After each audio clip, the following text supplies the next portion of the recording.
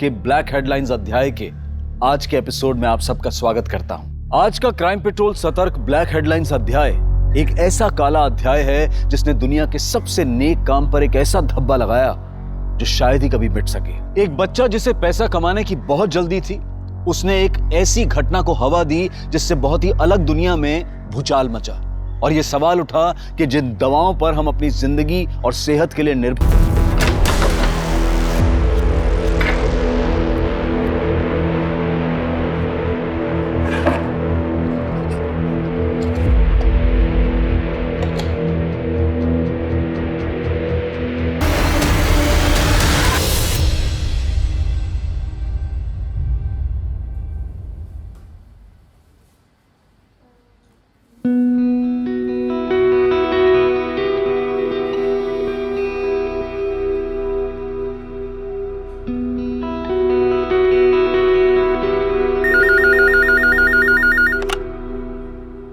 Yes sir, okay, आप जा सकते हैं। Thank you. Excuse me ma'am, yes, ये आपके लिए। Thank you.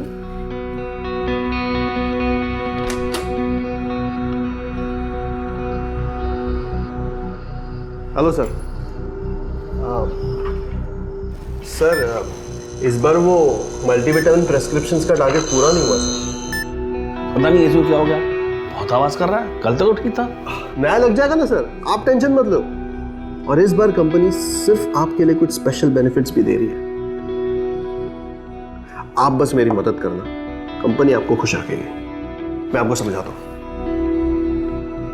खुशी पाने के लिए जिम्मेदारी से समझौता करना गलत है। जिम्मेदारी को दांव पर लगाकर पाई गई खुशी बस चंद मिनटों की मेहमान बनकर आती है, लेकिन उसके बाद जिंदगी भर का दुख दे जाती है। और इसकी सजा सिर्फ उसे ही नहीं जो ऐसा करता है, बल्कि उसके आसपास के लोगों को, उसके रिश्तेदारों को, उसे प्यार करने वालों को और उसके परिवार वालों को भी भुगतनी पड़ती है। रोज तुम एक ही बात पे बहस करती हो। तुम मेरी बात क्यों नहीं मानते? आप कुछ भी बोलती रहती हो। मैं तुम्हें बोल दिया नहीं तो नहीं। नहीं, मुझे तुम क्या चाहती, क्या तुम? क्या गिद्ध जैसा लड़का पैदा किया आपने? मुझे और बर्दाश्त नहीं होता। नेहा, इसे समझा, इतनी गर्मी अच्छी नहीं है। गर्मी है मेरे अंदर। लो, अब ठीक है, हो गई मैं ठंडी। पर पहले ना अपने बेटे को समझाओ, मेरी एक बात भी नहीं मानता है वो। सुरेश, अरे नाश्ता तो करके। सुरेश, एक दिन इसे छोड़ के रास्ते पे फेंक देगा ना वो, तभी पता चलेगा उसे।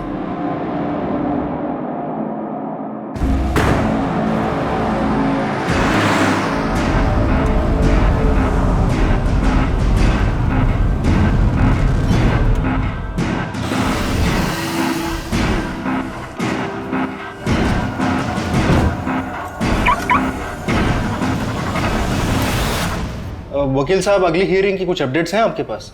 जी, ये देखिए।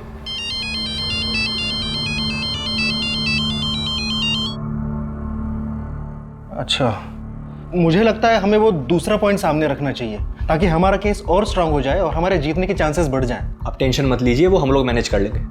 क्यों सुरेश, थोड़ा टाइम बाय करते हैं? मुझे लगता है कि नेक्स्ट डेट अगर इसी महीने की हो तो हमारे लिए और बेहतर रहेगा। देखिए, हम वो ट्राई करेंगे कि हम इसी महीने।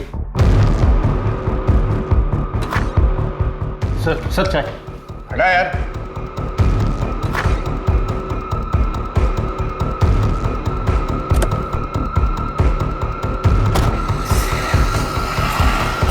हाँ, मीटिंग से उठकर चला गया। हाँ, चला गया यहाँ से।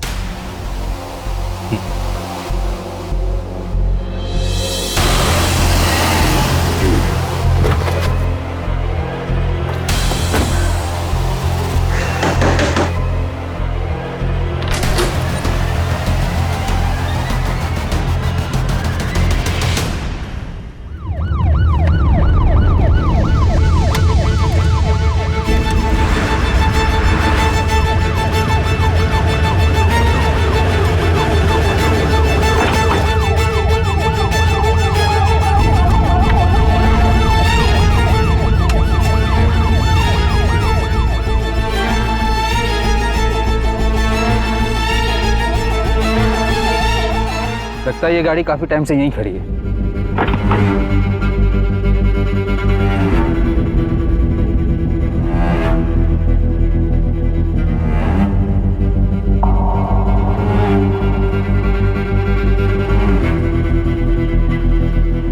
मिला? नहीं सर, कुछ भी काम का नहीं है। आरटीओ से कंफर्म करो ये गाड़ी नंबर किसके नाम पर रजिस्टर्ड है।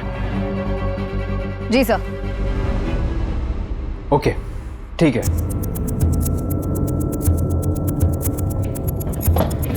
सर, पीसा देवी जंगल के रास्ते में जो गाड़ी हमें मिली थी वो गाड़ी किसी लॉयर सुरेश रेडकर के नाम पर रजिस्टर्ड है। उसका फोन भी स्विच ऑफ है। एनी मिसिंग कंप्लेंट या गाड़ी चोरी की कंप्लेंट? नहीं सर। तो पता लगाओ वकील साहब की गाड़ी जंगल में क्या कर रही थी।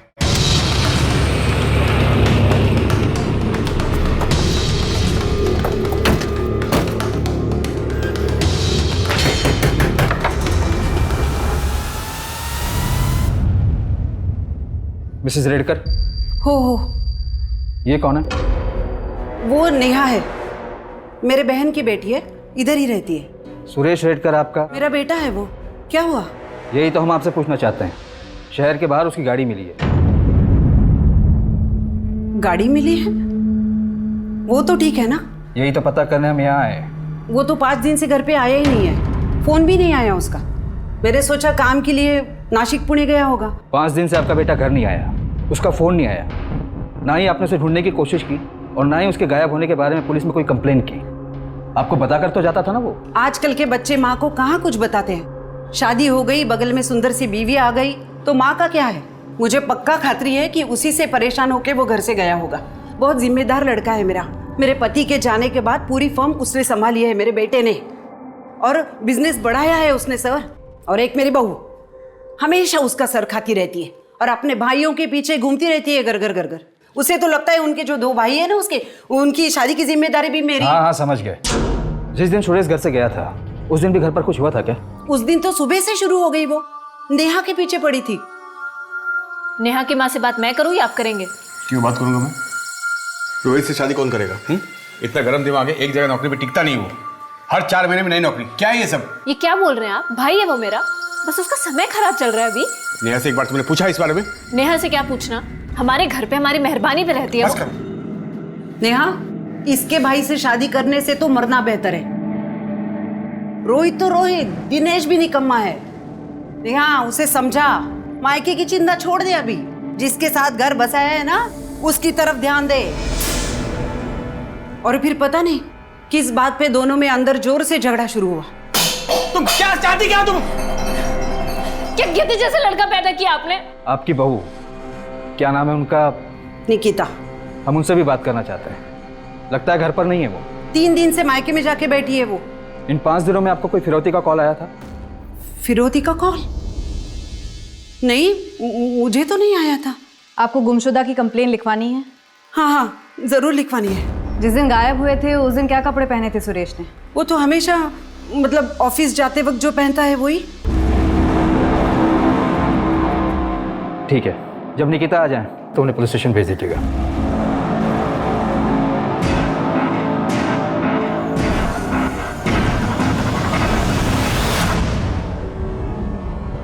सर, ये सुरेश की फोटो। मुझे फॉरवर्ड कर दीजिए। जी। आपकी शादी सुरेश से कैसे हुई? वो तो आपसे उम्र में काफी बड़े हैं। उन्होंने कई बार मुझे अपने ऑफिस के पास देखा था, फिर शादी के लिए प्रपोज किया। आप दोनों? ये मेरे दादा हैं, रोहित और दिनेश। आपकी सासू माँ का कहना है कि आप दोनों के आपसी झगड़े की वजह से सुरेश घर छोड़कर चला गया। हाँ, झगड़ा हुआ था, लेकिन ऐसा कुछ नहीं कि वो घर छोड़कर चले जाएं। आ जाएंगे वो। वैसे भी सर, किस घर में हस्बैंड वाइफ के बीच में झगड़ा नहीं होता। सर, सुरेश की कजिन सिस्टर नेहा हमारे साथ ही रहती है।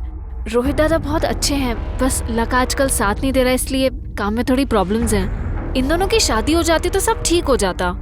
और दिनेश दादा सुरेश की फर्म में ही काम करते हैं। वो लोग जो भी काम देते हैं अच्छे से करते हैं, बिना कुछ चूकिए। सुरेश ने कोई एहसान नहीं किया? तुम जैसी लड़की मिल गई उस बुड्ढे को। आपकी सास ने बताया कि बेडरूम में जाने के बाद झगड़ा और बढ़ गया था। सर, वो मेरा पर्सनल मैटर। आपके पति 5 दिन से गायब हैं। उनकी गाड़ी जंगल में मिली है, तो अभी आपका पर्सनल मैटर नहीं है, एक मिसिंग पर्सन केस है। मैडम, पर ऐसा कुछ भी नहीं हुआ था कि वो मुझे या घर छोड़कर चले जाएं। आ जाएंगे वो। आपको कोई फोन आया? I mean, फिरौती का? नहीं, मुझे तो नहीं आया, पर अगर मम्मी जी को आया हो तो मुझे पता नहीं। सुरेश किसी बात से परेशान थे या कोई टेंशन थी? हाँ सर, वो अभिजीत नायक, उनके बिजनेस पार्टनर। हाँ, मीटिंग से उठकर चला गया। हाँ हाँ चला गया यहाँ से। ठीक है, आप लोग जा सकते हैं। हम मिसिंग कंप्लेंट के आधार पर अपनी इन्वेस्टिगेशन शुरू करते हैं। ठीक है सर, थैंक यू सर। 5 दिन हो गए हैं घर का आदमी गायब हो जाता है और घर की औरतों को कोई फर्क नहीं पड़ता है। सर, फॉरेंसिक रिपोर्ट के मुताबिक गाड़ी में कोई मारपीट और खून के निशान भी नहीं मिले। गाड़ी डैमेज होने और ब्रेक लगने के भी कोई निशान नहीं है। गाड़ी वहाँ पर बहुत आराम से पार्क की गई थी।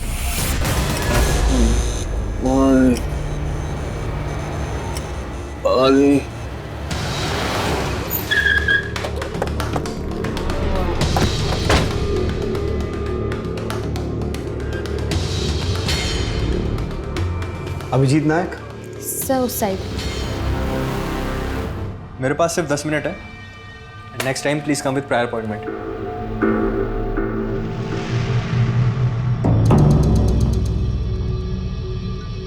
मुझे नहीं पता सुरेश कहाँ है।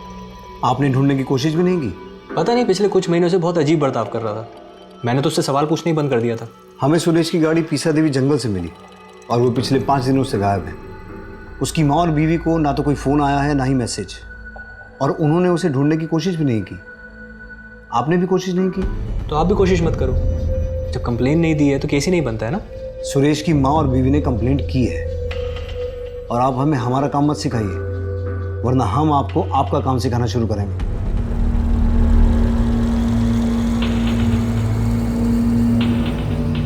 इंस्पेक्टर, 2 दिन पहले मुझे एक कॉल आया था।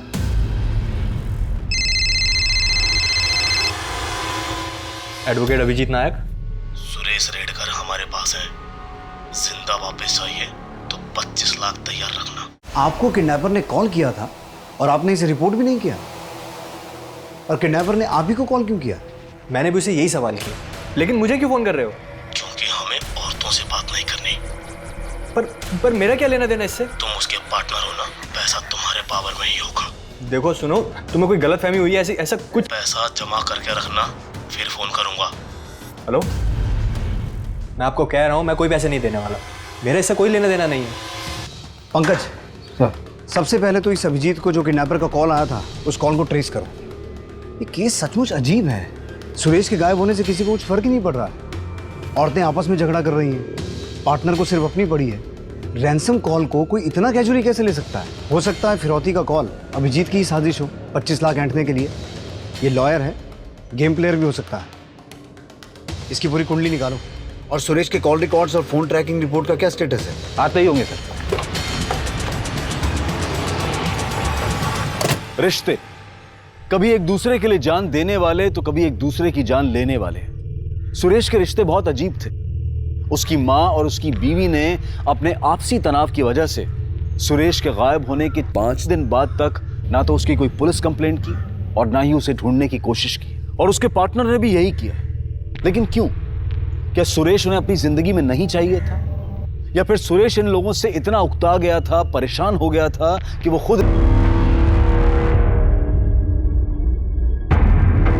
सर, तो आज टाइम है आपके पास? सर एक बात है जो उस दिन मैं आपको बताना भूल गया था। एक और बात? जी, एक और बात। एक और कॉल? जी नहीं। देखो दिनेश, मैं ये सब नहीं कर सकता, लेकिन ये पेपर चाहिए किसको? सर निकिता को चाहिए। और किसको? निकिता को डिवोर्स पेपर चाहिए? पर क्यों? सर डिवोर्स देना चाहती है इसलिए, और उसने कहा है कि इस बात की खबर जीजा जी को नहीं लगनी चाहिए। निकिता ने डिवोर्स पेपर्स मांगे थे? यस, निकिता और उसकी फैमिली सब मिले हुए हैं। डिवोर्स नहीं दिया तो ऐसे पैसे निकाल रहे हैं। ये इन्फॉर्मेशन फॉल्स ना निकले वकील साहब। लेकिन सर, निकिता ने हमें डिवोर्स के बारे में कुछ नहीं बताया। क्या सुरेश की माँ को इस बारे में पता है? बात यहाँ तक आ गई और मुझे पता भी नहीं चला।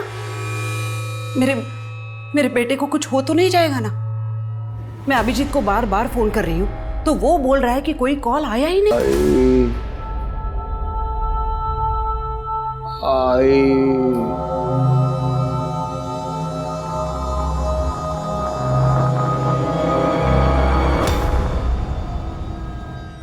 रोहित, दिनेश, ये तुम सबका प्लान है ना? कैसा प्लान? तुम अच्छी तरह से जानती हो निकिता। तुम हमेशा निकिता से अपनी मांग पूरी करवाते थे। नहीं सर, मेरी जॉब छूट गई थी, थोड़ी तंगी थी, तो सुरेश ने थोड़ी मदद की। मैं जॉब ढूंढ रहा था सर। मगर जब सुरेश ने और पैसा देने से इनकार किया तो तुमने उसे डिवोर्स की धमकी दी। लेकिन मैं उसे डिवोर्स नहीं लेना चाहती थी। और वो फिर भी नहीं माना तो तुमने उसे किडनैप करवाया, राइट? ऐसा कुछ नहीं है सर, हमने कुछ नहीं किया है। ये आइडिया तुम्हारा था या फैमिली के दबाव में आके किया? ये सब तेरी ही गलती है। भैया अभी इसे बोल के क्या फायदा, आगे का सोचो।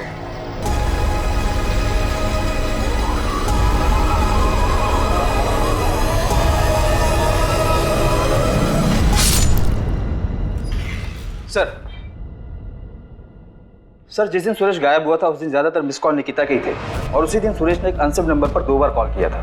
मैंने पता किया, वो नंबर किसी नारायण भाई महाराज का है। उनका अपना एक बंगला है जहाँ पर वो प्रार्थना और मेडिटेशन करवाते हैं, और लोकेशन भी दिखा रहा है कि सुरेश उसी एरिया में था। सर ये देखिए सर, सोशल मीडिया से मिला। बुला लो इसे। बुलाया है, आज आउट ऑफ टाउन है, कल आएगा। ये खेल कुछ समझ में नहीं आ रहा है।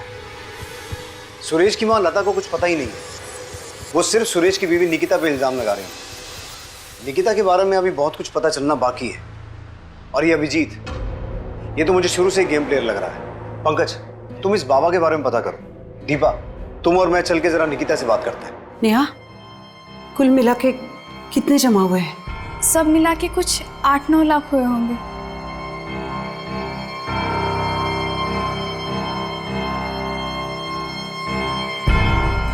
देखिए हम पूरी कोशिश करेंगे कि अगली डेट पर पूरा केस खत्म हो जाए। एक सेकंड। हेलो। हेलो अभिजीत, मैं सुरेश की माँ बोल रही हूँ। जी माँ जी, बोलिए कैसे फ़ोन किया? फिर से किसी का फ़ोन आया था क्या? मतलब वो किडनैपर्स का? नहीं माँ जी, अभी कोई कॉल नहीं आया, और आता है तो मैं सबसे पहले आपको बताता हूँ, ठीक है? लेकिन उसके लिए कॉल भी तो आना चाहिए ना। अब मैं चाहूँ, एक मीटिंग में बैठा हूँ जरा। अभिजीत, और एक बात करनी है मुझे। वो मैंने पैसों के बारे में बोला था, उसका इंतजाम हो गया? माँ जी पैसे हैं, ऐसा नहीं है कि सोचा और सामने प्रकट हो गए, और मैं अरेंजमेंट कर रहा हूँ। लेकिन देखिए बुरा मत मानिए, Suresh as a partner company में कम ही काम करता था। सारी मीटिंग्स, कोर्ट केसेस मैं ही हैंडल करता था। उसकी वजह से बिजनेस में पैसे कम आते थे, उतना मैं दे दूंगा, मगर आप मेरे भरोसे मत रहिए। लेकिन बेटा, फर्म तो सुरेश का ही है ना? जी माँ जी, सब आप ही का है, लेकिन अकाउंट में पैसे भी तो होने चाहिए ना। मैं देखता हूँ, अभी मीटिंग में हूँ, बाद में कॉल करता हूँ। सुनो अभिजीत, ऐसे कैसे तुम? हेलो,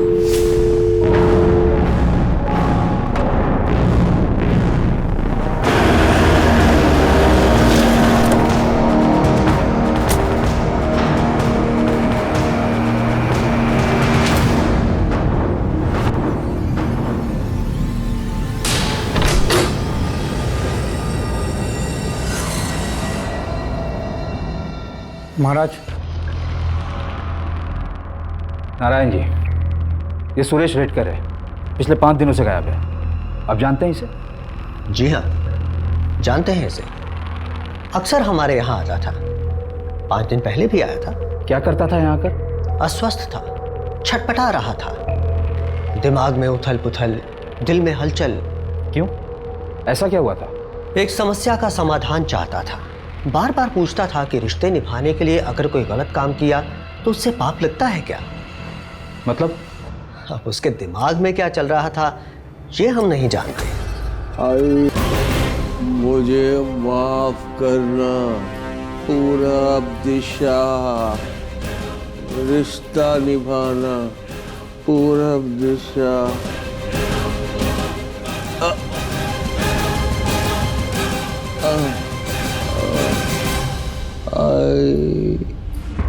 आप नारायण भाई महाराज को जानती हैं?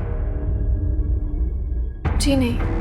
आपका पति तो बार बार उनसे पूछता था कि रिश्ता निभाने के लिए अगर कुछ गलत किया तो उससे पाप लगता है या नहीं। इसका क्या मतलब है, कुछ समझा सकती हैं आप? मुझे नहीं पता। सबसे ज्यादा रिश्ता तो आपके परिवार से निभाने की कोशिश कर रहा था वो, क्यों? इसके बारे में तो मालूम होगा तुम्हें। हमारे बीच ऐसा कुछ नहीं था, हम बस थोड़े टाइम के लिए साथ थे। लेकिन इसे देखकर ऐसा लग तो नहीं रहा। पुराना प्यार फिर लौट आया, सुरेश बीच में आ रहा था, इसलिए उसे रास्ते से हटाने के लिए किडनैपिंग का प्लान बनाया। ये क्या बोल रहे हैं आप? हमारे बीच अब ऐसा कुछ भी नहीं है, और मेरे और सुरेश के बीच भी अब रिश्ते बेहतर हो रहे थे। और फिर भी तुम्हें उससे डिवोर्स चाहिए था? वो मैं उसे सिर्फ धमका रही थी। किस बात के लिए? ताकि वो मेरी बातें मान ले। तुम्हारा और निकिता का अफेयर था और शादी के बाद पिछले कुछ दिनों में फिर से शुरू हो गया। तुमने सोचा इस सब को ठीक करने का एक ही रास्ता है, सुरेश को रास्ते से हटाना। पहले एविडेंस लेकर आओ और फिर मैं मेरा जवाब दूंगा। यहाँ कोर्ट के बाहर नहीं, कोर्ट के अंदर। मैं निकिता से मिलता हूँ, लेकिन मेरी भी अब शादी हो चुकी है।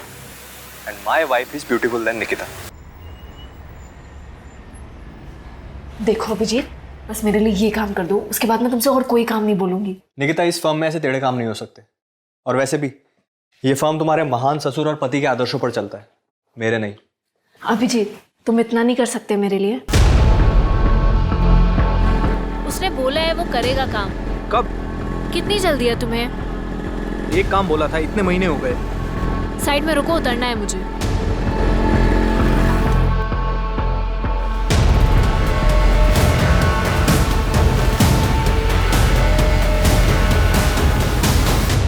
मैडम, अगर किडनैपर्स का फोन आता है तो मैं आपको खबर कर दूंगा, मगर आप इस तरह मेरे ऑफिस में आकर मत बैठा करें। क्लाइंट्स के सामने अच्छा नहीं लगता है। आप सुन भी रही हैं मैं आपसे क्या कह रहा हूँ? अभिजीत के पास भी मोटिव तो है, ऑफिस, पार्टनर की बीवी। बस सुरेश को रास्ते से हटाओ, सब कुछ अपना। और रैंसम का एक ही कॉल आया, वो भी उसी को। जो नंबर से कॉल किया गया वो फर्जी डॉक्यूमेंट देकर लिया गया था। सर, जिस एरिया से सुरेश की गाड़ी मिली थी और उसका फोन बंद हुआ था वो वल्लभ नगर एरिया में आता है। उसके आसपास की सारी सीसीटीवी फुटेज चेक की। वहाँ एक पेट्रोल पंप के बाहर एक बस स्टॉप है जहाँ ये आदमी दिखा। कौन है? सर, ये सुरेश की गाड़ी में बैठा था और इसके बैठने के चंद मिनटों बाद ही सुरेश का फोन बंद हुआ। इसकी फोटो सर्कुलेट करवाओ और उस एरिया में इसके बारे में पूछताछ करो। जी सर। सर,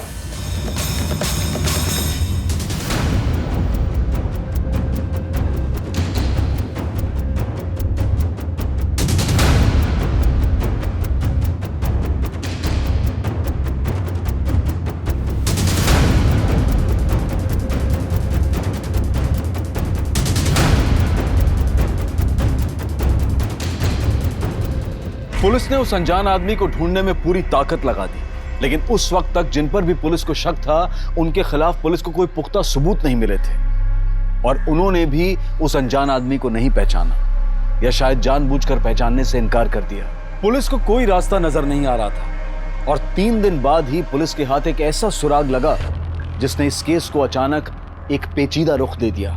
घर से झगड़कर निकला सुरेश काफी दिनों से गायब है। किसी को पता नहीं चल पा रहा था कि सुरेश को आसमान खा गया या जमीन निकल गई।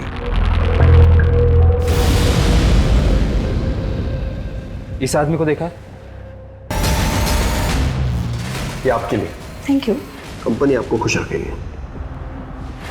ये तो मेडिकल रिप्रेजेंटेटिव है, यहाँ आता रहता है। Medical representative? जी सर, यश नाम है उसका वही वर्किंग एरिया जहाँ पर। हाँ सर, मैंने इनसे लिफ्ट ली थी, आदर्श नगर से तुकई नगर। ये आदमी उसी दिन से गायब है, किडनैप किया गया है। सुरेश नाम है इसका। वैसे तुम कहाँ रहते हो? तुकई नगर। तो फिर आदर्श नगर कैसे जाना हुआ? सर एक्चुअली मैं एक MR हूँ और डॉक्टर के पास उसी सिलसिले में एक मीटिंग थी, इसलिए मैं आदर्श नगर गया था। आप चाहे तो डॉक्टर सालगांवकर से पूछ सकते हैं, उनका वहीं पर एक क्लिनिक है। और वापस आते वक्त मैंने काफ़ी टाइम बस के लिए वेट किया, लेकिन बस आई नहीं, इसलिए मैंने इनसे लिफ्ट ली।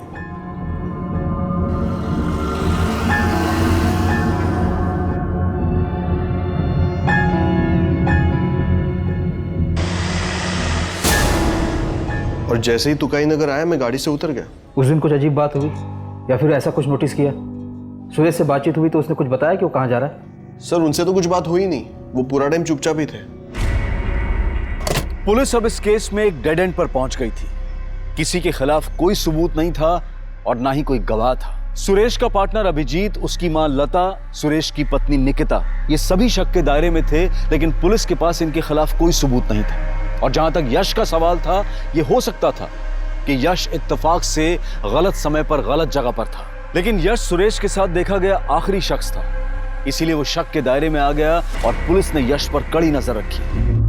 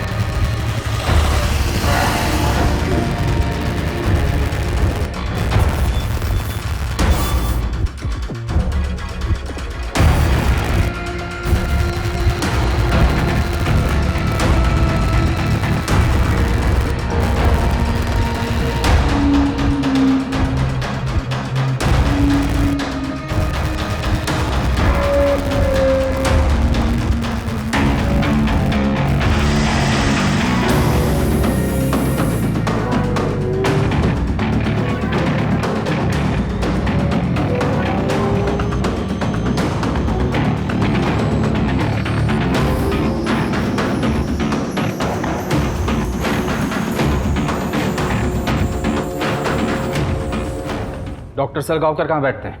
क्यों सर, क्या हुआ? होटल अपर्णा एग्जीक्यूटिव के बारे में पूछताछ करनी है आपसे। सर यश दुर्गे ने सब अरेंज किया था। मेरा तो सर पहली बार था। सर मेरी फैमिली है, रेपुटेशन है। सर ये बात, सर मैं तो बर्बाद हो जाऊंगा सर, तबाह हो जाऊंगा सर, प्लीज सर। सर ये यश उतना सीधा है नहीं जितना दिखता है। मेडिसिन बेचने के लिए तरह तरह के घूस देता था वो डॉक्टर्स को, और लड़कियां भी। और इस बार कंपनी सिर्फ आपके लिए कुछ स्पेशल बेनिफिट्स भी दे रही है। आप बस मेरी मदद करना, कंपनी आपको खुश रखेगी। उसके बदले में डॉक्टर उस मेडिकल कंपनी की दवाइयाँ प्रिस्क्राइब करते थे जिसकी ज़रूरत ही नहीं थी। ये यश ऐसे स्टार परफॉर्मर बना है। होटल में एक रूम भी बुक किया था उसने, परमानेंट। पर इन सब बातों का सुरेश की किडनैपिंग से क्या कनेक्शन हो सकता है? पंकज, होटल की सीसीटीवी फुटेज चेक करो, पिछले कुछ दिनों की नहीं, पिछले कुछ महीनों की। और वो जो कमरा यश ने परमानेंटली बुक करवा के रखा था, उसकी तलाशी लो। ये यश भी खिलाड़ी आदमी है।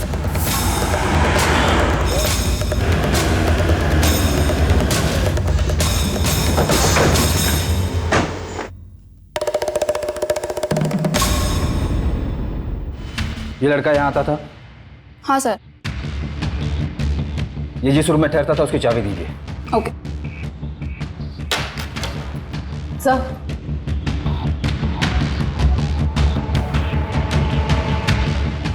ये सीसीटीवी काम करता है? हाँ सर। इसकी फुटेज चाहिए हमें।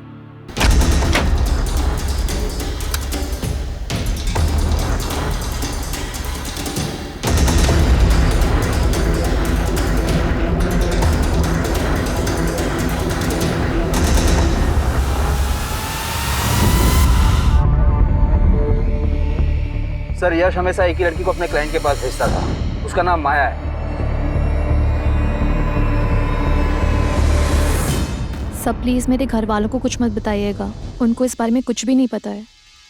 तुम यश को कैसे जानती हो? वो मेडिकल रिप्रेजेंटेटिव है, थोड़े दिन पहले मेरे पास आया था, बोल रहा था कि उसके कुछ डॉक्टर दोस्त हैं, अगर मैं उनके साथ थोड़ा वक्त बिताती हूँ तो अच्छे पैसे देगा। पैसे अच्छे थे इसलिए मैं मान गई। और ये आदमी, इसे भी यश लेके आया था? नहीं सर, इसे उस दूसरे एमआर ने भेजा था, मगर मुझे याद है सर कि ये आदमी बहुत ही अजीब था। नर्मदा परिक्रमा करनी है। श्रीमत नारायण भाई ने कहा है कि 11 बार परिक्रमा करो और कॉस्मिक संतुलन पाओ। खुद ही एनर्जी को महसूस करो, खुद ही एनर्जी बन जाओ। सिर्फ बातें ही करोगे या कुछ और भी करोगे? कभी मोक्ष का मार्ग स्पष्ट रूप से देख पाए हो? कभी आत्मा ने तुम्हें अंदर से पुकारा है? संसार में दुख का कारण ध्यान क्या है तुम्हारा? मैंने तुम्हें 2 घंटे के लिए पैसे दिए, तो तुम सिर्फ 2 घंटे मेरी बात सुनोगी, मुझ पर ध्यान रखोगी, मुझसे बात करोगी। नर्मदा परिक्रमा करनी है। मगर अभी तो तुमने कहा था कि तुम्हारे सारे क्लाइंट्स यश के थ्रू आते हैं। देखो माया, किसी को बचाने की कोशिश मत करना। नहीं सर, मैं झूठ नहीं बोल रही हूँ। यश से पहले भी एक एमआर था, एक्चुअली उसी ने मुझे यश से मिलवाया था। फिर थोड़े दिनों बाद वो कहीं गायब हो गया और यश टिका रहा। फिर थोड़े दिनों बाद वही एमआर इस आदमी को मेरे पास लेकर आया था सर। उसका कोई नंबर वगैरह है? ये नया मोबाइल कहाँ से आया तेरे पास? कहाँ से आया? चोरी किया ना तूने? मैंने चोरी नहीं किया। तेरा बाप ने उधर जेल में सड़ रहा है, तू भी जा उधर। मैंने नहीं किया चोरी। ऐसे नहीं मारेगा, चल उठ उठ उठ चल।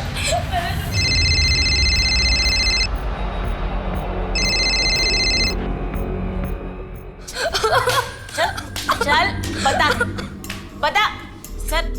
आप मारिए मत उसे। सब ये मोबाइल पूछे इसे कहाँ से आया? इतना मेहनत करके ना इसको पाला बड़ा किया, हा? और ये बाप की तरह चोरी कर रहा है। अच्छा बेटा, नाम क्या है तुम्हारा? आयुष। अच्छा ये बताओ, ये मोबाइल कहाँ से उठाया तुमने? चोरी की क्या? साहब मैंने चोरी नहीं की, मैं सच बोल रहा हूँ। मैंने वो खुद के पैसों से खरीदा है। फिर तुम्हारे पास इतने पैसे कहाँ से आए? सर एक आदमी था, वो मुझसे पेट्रोल खरीदवाता था। साहब वो मुझे पैसे देता था, 2 लीटर पेट्रोल के 1000 रुपए देता था। वो हर बारी वो पेट्रोल से कुछ सामान जलाता था। वो हमारी बस्ती के पास वाला जंगल है ना, वो वहीं पे जलाता था साहब। पिछले 2 हफ्तों से मुझे पैसे दे रहा है, और ये मोबाइल भी मैंने उसी पैसों से खरीदा है। क्या वो जगह दिखा सकते हो?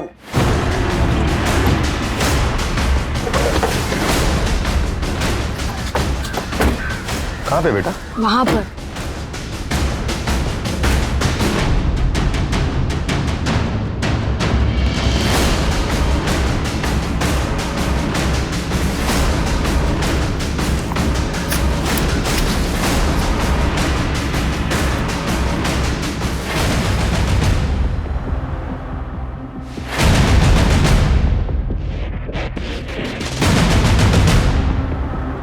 गायकवाड़। जी सर। फॉरेंसिक टीम को कॉल करो। Okay sir. अभिजीत तुम्हें इतने कॉल्स कर रही हूँ, इतने मैसेजेस कर रही हूँ, एक का भी रिप्लाई नहीं। तुम जो बोल रही हो वो नहीं हो सकता, मुझे इन सबसे दूर रखो प्लीज। पर अब प्रॉब्लम क्या है? प्रॉब्लम ये है कि मुझे नहीं करना ये सब कुछ। पर तुम तो मान गए थे ना, अब क्या अचानक से? मेरा मन बदल गया है, मुझे वो सब नहीं करना है। प्लीज तुम हटो यहाँ से, हट जाओ यहाँ से। अभिजीत मेरी बात नहीं सुननी मुझे। अभिजीत वो आदमी दिखते कैसे था बता सकते हो? कितनी बार मिले हो तुम उससे? 10-12 बार। आयुष, उसका स्केच बनाने में तुम्हें हमारी मदद करनी पड़ेगी।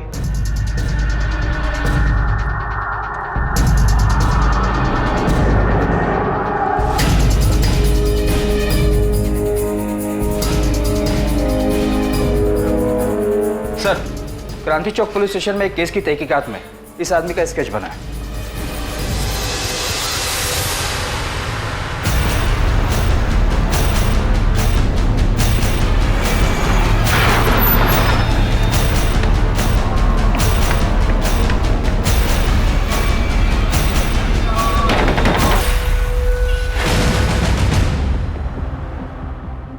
सिर्फ आपके लिए कुछ स्पेशल बेनिफिट्स भी दे रही है। आप बस मेरी मदद करना, कंपनी आपको खुश रखेगी। सर एक्चुअली मैं एक एमआर हूँ। कहाँ ले जा रहे हो मुझे बताइए तो सही, मैंने किया क्या है? तू जिस लड़के से पेट्रोल खरीदता था ना, उसने तेरा भांडा फोड़ दिया। अब बाकी का किस्सा पुलिस स्टेशन में बता। अरे ऐसा कुछ नहीं, मैंने कुछ नहीं किया सर। सर बताता हूँ। मेरे चाचा की एक जमीन है, चचेरे भाई यूरोप में है और बहन दिल्ली में है ससुराल। अगर ये जमीन बेची तो मालामाल हो सकता है, लेकिन वकील मान नहीं रहा है। क्यों? अरे डॉक्यूमेंट्स पे बाकी सबका नाम हटाकर सिर्फ मेरा नाम रखने के बहुत सारे पैसे मांग रहे हैं। तेरा ये काम मैं करा देता हूँ, लेकिन 10% लगेगा। कमीशन दिया, मगर इतना टेढ़ा काम कोई वकील वगैरह हो तो ही हो पाता है, क्योंकि जमीन के पेपर्स में हेरा फेरी करना उनके लिए उतना मुश्किल नहीं होता। इसी को किडनैप करते हैं। जब तक सुरेश ऑफिस में नहीं है, उसके पार्टनर से पेपर बनवा लेंगे। किडनैपिंग का पैसा भी तो मिलेगा ना। फिर हमने किडनैपिंग की पूरी प्लानिंग की।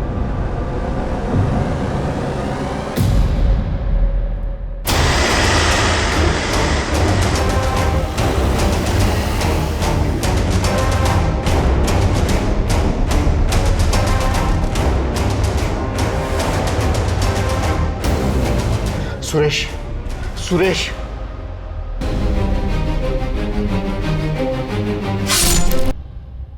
ये मैंने अकेले नहीं किया। कौन था तेरे साथ? सारा प्लान तो उसी का था।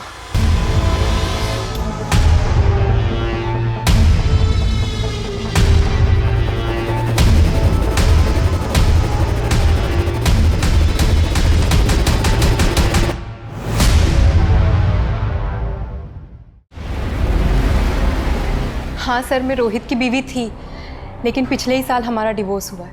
अब मेरा रोहित और उसकी फैमिली से कोई लेना देना नहीं है सर। ऐसा क्या हुआ था? बताने में भी शर्म आती है। रोहित आज अचानक होटल में लाने का।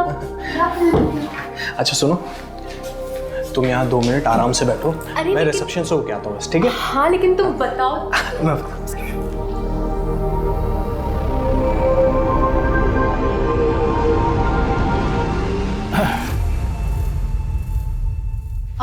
आप कौन? अरे आप तो यूं ही शर्मा रही हैं। आप नजदीक मत आओ। अरे आप तो खामखा घबराती। क्या बदतमीजी है? रोहित रोहित रोहित अरे रोहित, तुमने इसे बताया नहीं क्या? मेरा टाइम क्यों बर्बाद किया? आप मुझे 2 मिनट दीजिए, मैं इसे समझाता हूँ सर। रोहित देखो मेरी बात ध्यान से सुनो शिल्पा, ये बहुत बड़े डॉक्टर हैं, मेरा सारा काम कर देंगे। बस तुम्हें इनके साथ थोड़ा सा वक्त गुजारना होगा।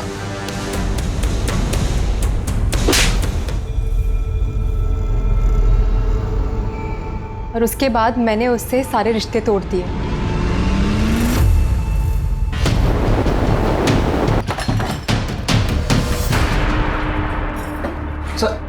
चल। अरे मेरे भाई, सर मैंने कुछ सर कहाँ ले जा रहे हैं? चल। सर सर सर सर बताता हूँ, मैं और रोहित एक ही कंपनी में मेडिकल रिप्रेजेंटेटिव थे। एक टारगेट अचीव हुआ तो सामने दूसरा लाकर रख देते हैं। इन लोगों का ये नाटक खत्म ही नहीं होता। सच बोल रहा हूँ यार, ये टेंशन अब झेला नहीं जाता। जॉब है तो टेंशन है, नहीं है तो डबल टेंशन है। मेरे पास तो बिल्कुल पैसे नहीं है। निकिता के ससुराल से जो आता है उससे महीने का खर्च चलता है, लेकिन सुरेश और उसकी माँ दोनों बहुत खड़ूस हैं। ऊपर से डिवोर्स में बीवी को पैसे देने पड़ते हैं। कैसे जीऊंगा यार? मुझे पैसे चाहिए किसी भी हालात में। तेरी बीवी ने तुझसे डिवोर्स मांगा और सुरेश के पिता ने डिवोर्स दिलवाने में तेरी बीवी की मदद की। ये बात तेरे दिमाग में बैठ गई। तू मौका ढूंढ रहा था और इसी वजह से तूने सुरेश को अगवा किया। सर हम दोनों बहुत बड़ी प्रॉब्लम में थे। हम दोनों को पैसे की सख्त ज़रूरत थी और मेरी तो जॉब भी नहीं थी सर। मेरा रिकॉर्ड ख़राब होने की वजह से कहीं लग भी नहीं रही थी। तो मैंने और यश ये सोचा कि आसानी से पैसा कैसे कमाया जाए। मेरे चाचा की एक जमीन है, चचेरे भाई यूरोप में है और बहन दिल्ली में है ससुराल में। तो अगर ये जमीन बेची तो मालामाल हो सकते हैं, लेकिन वकील मान नहीं रहा है।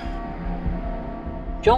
अरे डॉक्यूमेंट्स पे बाकी सबका नाम हटाकर सिर्फ मेरा नाम रखने के बहुत सारे पैसे मांग रहे हैं और उतने पैसे है नहीं मेरे पास। तेरा ये काम मैं करा देता हूँ, लेकिन 10% लगेगा।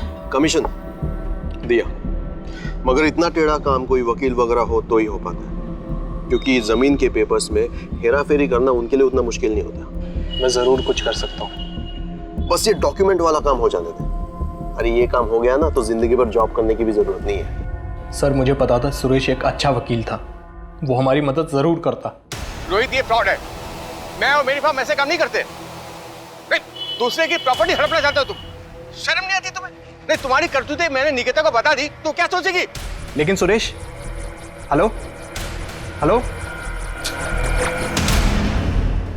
बस सुरेश को मना ले के पेपर्स तैयार कर दे। भाई के लिए इतना तो करेगी ना निकिता? हाँ ठीक है, मैं बात करके देखती हूँ। मैं तुम्हें 1000 बार कह चुका हूँ ये सब फ्रॉड है। तुम्हारा भाई लालच में अंधा हो चुका है। मगर आप उसके लिए इतना कर देंगे तो इसमें आपका क्या नुकसान हो जाएगा? ऊपर से उसका भला हो जाएगा ना। तुम्हारा और तुम्हारा भाइयों का दिमाग ठिकाने में नहीं है। पागल हो गए तुम लोग। मैं ये काम हरगिज नहीं करूंगा, हरगिज नहीं। ठीक है, अगर आप इतना सा काम नहीं कर सकते ना मेरे लिए तो एक काम करिए, मुझे डिवोर्स दे दीजिए। इसी को किडनैप करते हैं। जब तक सुरेश ऑफिस में नहीं है उसके पार्टनर से पेपर बनवा लेंगे। किडनैपिंग का पैसा भी तो मिलेगा ना? हाँ। कैसे करेंगे? हमने किडनैपिंग की पूरी प्लानिंग की और फिर दवाई दिन में 2 बार देनी है, 2 इंजेक्शन 2 बार। सुन रही हो ना माँ? यार ये कर तो पाएंगी ना? अरे तू टेंशन मत ले, कर ली माँ। 2 इंजेक्शन 2 बार, ठीक है? हाँ। ओके चलो।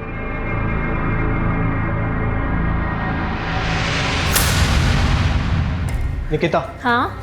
जब तक सुरेश नहीं है तू अभिजीत से बात कर। वो पेपर्स तैयार हो जाएंगे तो यश मेरी जॉब ढूंढने में मदद करेगा। अभिजीत? हाँ, वो तुझे कभी ना नहीं कहेगा। लेकिन मैं भाई के लिए इतना तो कर ही सकती है ना निकिता, वरना मैं मर जाऊंगा। निकिता जो तुम कह रहे हो मैं नहीं कर सकता वो। प्लीज ना अभिजीत। ये सब करके मेरा क्या फायदा? और सुरेश को पता चल गया तो और बखेड़ा खड़ा कर दे। तुम जानती हो उसे, वो अभी भी सीनियर पार्टनर है मेरा। पर वो नहीं है ना अभी। लेकिन आ जाएगा ना। हमें फिरौती के पैसों की पूरी उम्मीद थी, मगर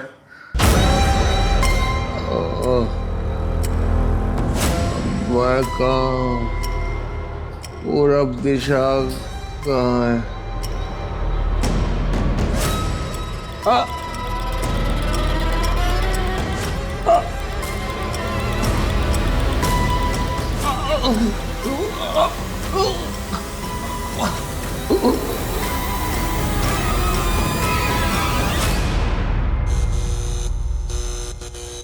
सुरेश, सुरेश शायद ड्रग ओवरडोज हो गया।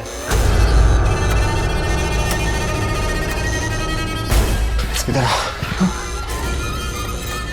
बॉडी को कुछ करना पड़ेगा। क्या करेंगे? काट के जला देते हैं। क्या?